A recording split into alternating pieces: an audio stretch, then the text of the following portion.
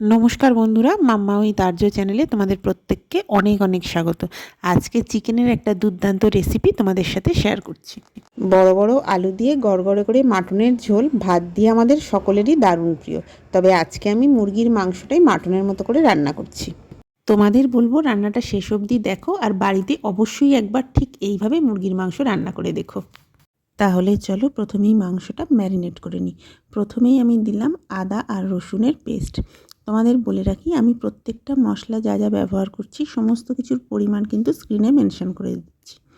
এখন দিয়ে দিলাম একটা টমেটো আর কাঁচা লঙ্কার পেস্ট।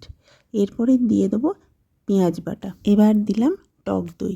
এরপর দিয়ে দিচ্ছি সর্ষের তেল। এবার একে একে দিয়ে দেবো হলুদ গুঁড়ো, ধনে গুঁড়ো আর জিরে গুঁড়ো। তবে ম্যারিনেট করার সময় কখনোই নুন দেবে না। নুন দিলে মাংস থেকে জল বেরিয়ে আসবে আর মাংসের যে একটা জুসি ভাব থাকে সেটা নষ্ট হয়ে যাবে। তো সমস্ত মশলা দেওয়ার পরে দেখো খুব ভালোভাবে আমি এটা মেখে নিচ্ছি। এটা কিন্তু খুব ভালোভাবে মেখে নিতে হবে। এবার এইভাবেই ঘন্টা দুয়েক আমি রেখে দেবো। বেশ খানিকক্ষণ ম্যারিনেট করে রাখলে এটার টেস্ট কিন্তু দারুণ আসবে। তবে তোমাদের হাতে যদি সময় কম থাকে চেষ্টা করো অন্তত আধ ঘন্টা ম্যারিনেট করে রাখতে। এবার মূল রান্নাটা শুরু করছি। কড়াতে 2 টেবিল স্পুন সর্ষের তেল দিয়ে প্রথমেই বড় বড় করে কেটে রাখা আলুগুলো ভেজে নেব। বেশ বাদামি করে আলুগুলো ভেজে নিচ্ছি। আলুগুলো ভাজবার সময় সামান্য নুন আর হলুদ দিয়ে দিলাম।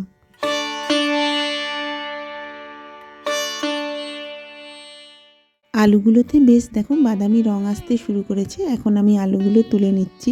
আর বাকি যে তেলটুকু আছে ওর মধ্যেই আমি দারচিনি, লবঙ্গ, ছোটো এলাচ আর একটা স্টার অ্যানিস ফোড়ন দিয়ে দিলাম। এরপর কেটে রাখা পেঁয়াজ কুচিটা দিয়ে দিচ্ছি। লো ফ্লেমে পেঁয়াজটাও বেশ বাদামি করে ভেজে নেব।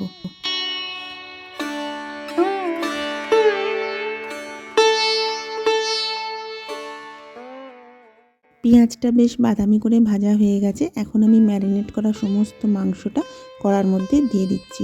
এরপরে লো ফ্লেমে খুব ভালো করে মাংসটা কষাতে থাকবো। যেহেতু দই দিয়েছি এটা থেকে জল বেরোবে, সেই জন্য গ্যাসের ফ্লেম একদম লো রেখে চাপা দিয়ে দিয়ে মাংসটা কষিয়ে নেব।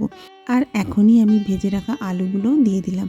এরপর চাপা দিয়ে দিয়ে বেশ খানিকক্ষণ ধরে কষিয়ে নিতে হবে। তবে ঢাকা খুলে কিন্তু আমি বারবার চেক করে নিচ্ছি।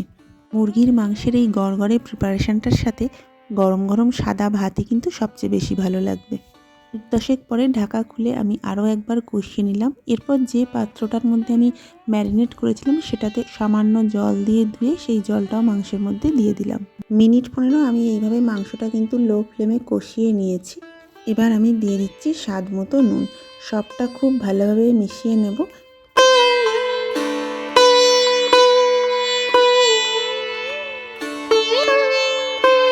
মাংসটা পুরোপুরি কষানো হয়ে গেছে। এখন আমি এর মধ্যে 2 কাপ গরম জল দিয়ে দিচ্ছি আর দিয়ে দিলাম 2 চামচ টমেটো কেচাপ। ব্যাস সবটা খুব ভালোভাবে মিশিয়ে নিয়ে চাপা দিয়ে মিনিট 10 এটাকে ফুটতে দেবো। 10 মিনিট পর ঢাকা খুলে একবার দেখে নিচ্ছি। দেখো এখন আমি চেক করে নিচ্ছি মাংস আর আলু দুটোই খুব ভালোভাবে সেদ্ধ হয়ে গেছে। এখন আমি গরম মশলাটা দিয়ে দিলাম। গরম মশলা দেওয়ার পরে গ্যাসের ফ্লেম বন্ধ করে দেবো। মিনিট 5 স্ট্যান্ডিং টাইম দিলে রেডি হয়ে যাবে এই গড়গড়ে মুরগির মাংসের ঝোল। ভিন্ন স্বাদের এই রেসিপিটা একবার অবশ্যই ট্রাই করো।